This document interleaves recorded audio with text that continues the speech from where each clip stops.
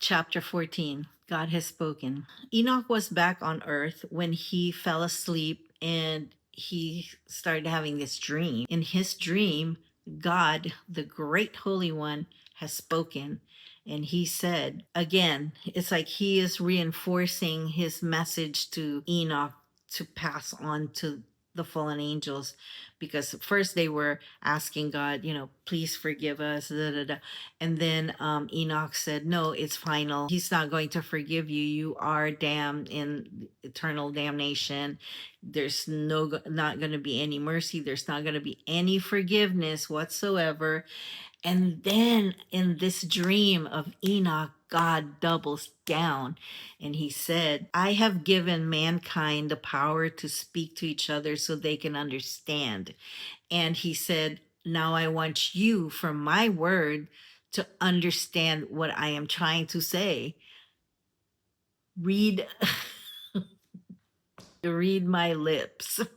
No more forgiveness for these people, for these fallen angels. And he said, tell these angels who have abandoned their posts in the great heavens after they have been given this assignment to be the watchers for the humans, tell them, reinforce this to them, proclaim this to them. They abandoned high heavens and the holy sanctuary of God.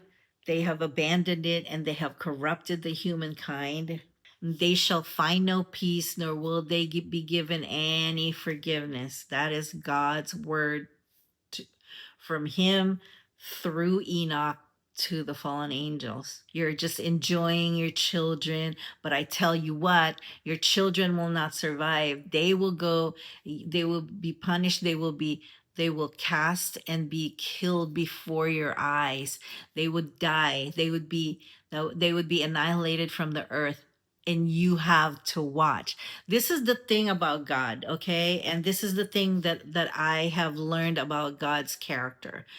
This whole time, when I was before I became a Christian, I didn't really have the clear understanding of God's character, and I questioned how on earth would, if I was a good Christian, how on earth would God actually avenge, my enemies? How would he avenge my enemies? And I always thought about it, and sometimes I just want to,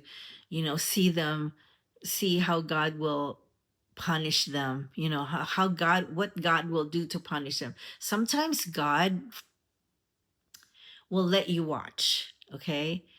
There are some people that have done you wrong. You pray to God and you say, it's in your hands, Lord. You avenge them for me. And God will do that. God will avenge them for you. Because if you're being very loyal to him, and he knows your heart and he sees what has been done to you, he will avenge them while you watch. And that's what I notice about God. Like, somebody, let's say I prayed to God because, like, I was very upset, this person did me wrong, and I tried not to get back at them with their words, and I just got quiet and let God handle it. If you let God handle it, usually he will let you watch. It has happened to me so many times in my life, that especially about jobs, like somebody in your job just did something to get you fired, or something that cost your boss to get mad at you for some reason. There are people like that who make it their career to talk mess about somebody else for their own benefit. I got fired once. No, I actually left the job once because of retaliation. Just straightforward retaliation. And I was very upset because I lost my job. It was a really good job, single parent, and I, had to support my kids, and I didn't have any other source, and now I have to find another job. And as it's really hard to find another job and to go through the 90-day probation, all that stuff. I mean, it's not that it's hard to do, but it's like starting back over. after you have established yourself in a job that maybe you've had for like 3 years. I've had the job for 3 years, and then these all these things. She was my boss was like really, I don't know, whatever. I don't even want to dig up the past, but in other words, she wasn't very nice. She wasn't very kind. She wasn't a good person. And I every day I come home, I pray to God, like, come on, God, just please just let me go to work and have a good day, and have this person, be in a good mood, be in good spirits, so she wouldn't pick on me.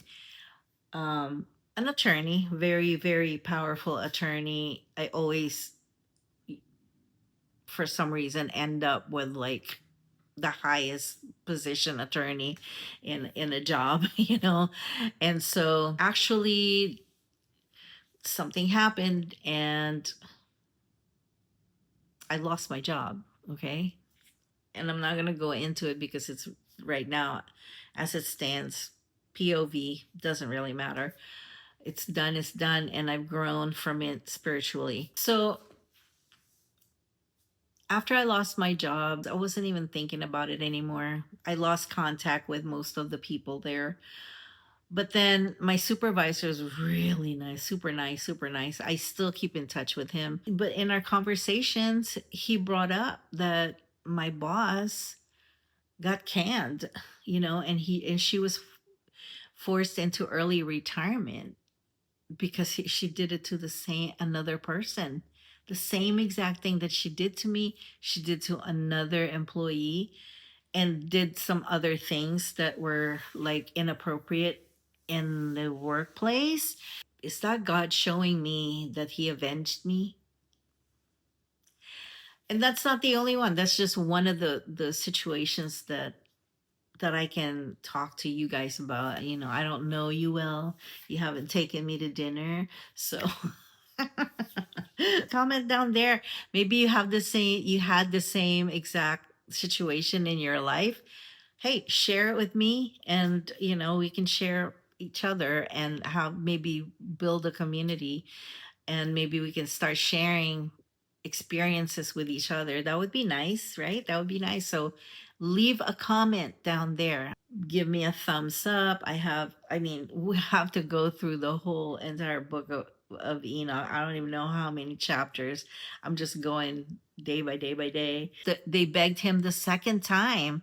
The second time, they're like, please, Enoch, please advocate for us, petition for us again. Again. Like as if God stuttered the first time. Hello. Anyway, whoa. Okay, so this time he read again the petition. He read the petition of the watchers, and Enoch fell asleep. And in his sleep, he saw the earth and the heavens shaken. I've read a little bit of everything, the Dead Sea Scrolls, and also the Ethiopian Bible. I've read some of it, and there was a part where I read that Enoch would probably be going up to heaven for like a week.